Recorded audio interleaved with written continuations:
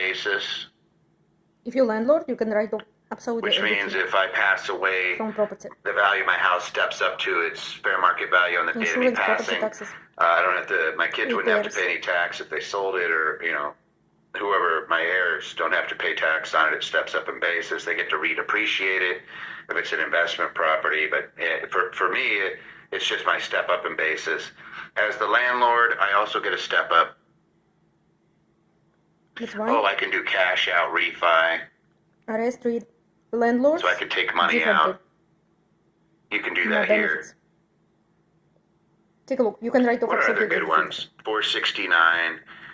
I have real estate professional status to make my losses ordinary. I could do short-term rentals, Airbnb, and make it into a business if I really want to, and make my deductions ordinary to offset like my W-2 income. On the depreciation, I can bonus that depending on the year up to 100%, depending on the year that I put it into service. There's all sorts of fun stuff you get to do. So, and then there's no Social Security on landlording too. So there's no self-employment. There's no FICA.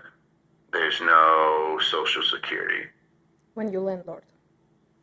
When you're a homeowner, of course you pay. So that's kind of how the IRS treats people differently, right? The same property, they can be next door to each other. One I live in, one somebody rents.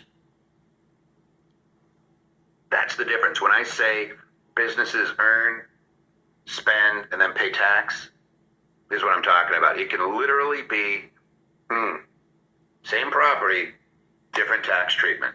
Then different entity, different tax treatment. So I want to go over the difference between LLCs, S Corps, and C Corps, and make sure that we're looking at all the differences. Now, I'm not going to get into like what Clint was doing, inside and outside liability, because technically I could be an LLC for all three and be taxed as an S Corp, be taxed as a C Corp, get the same inside and outside liability for all three, depending on where I set it up.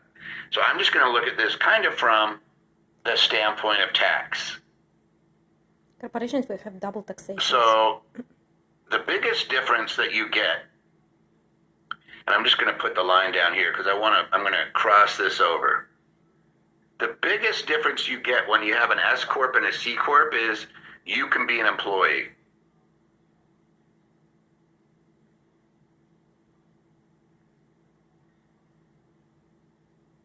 Which means you can have an accountable plan. That's why it's very important to buy What's an rental accountable properties. plan? We're going to go over that in a second, but it means it can reimburse you any expense that you've incurred on behalf of those, and you don't have to pay tax on it. I'll show you the tax code on it so you know. But it is really, really powerful. The S Corp is restricted to 100 shareholders, and the net profit or loss flows to the owners. We are pretty good. Flows to the owners. The biggest difference here when you have an S Corp is net profit is not subject, see if anybody knows what this is, to self-employment tax, Social Security. You'll see why that's important in a second. C Corp has no restrictions on shareholders. There's other restrictions on an S Corporation shareholder, like it has to be a U.S. resident or a U.S. citizen.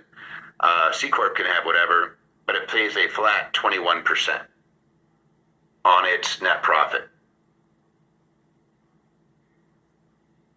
If it distributes that net profit out, it's going to be taxed as dividends to the recipient.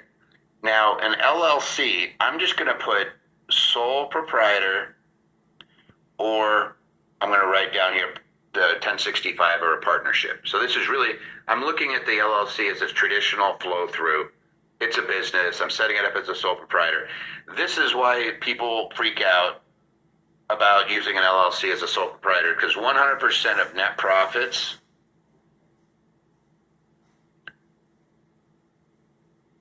whoops. The screen's doing weird things. are subject to self-employment Social Security, 15.3%. S corps are not, sole proprietors are. So if you're running an actual business, that LLC can really beat the snot out of you if you're not careful. Let me go over an example so that you guys see exactly how it works, and then I'll give you guys a little break. All right, we're going to have Joe and Jane.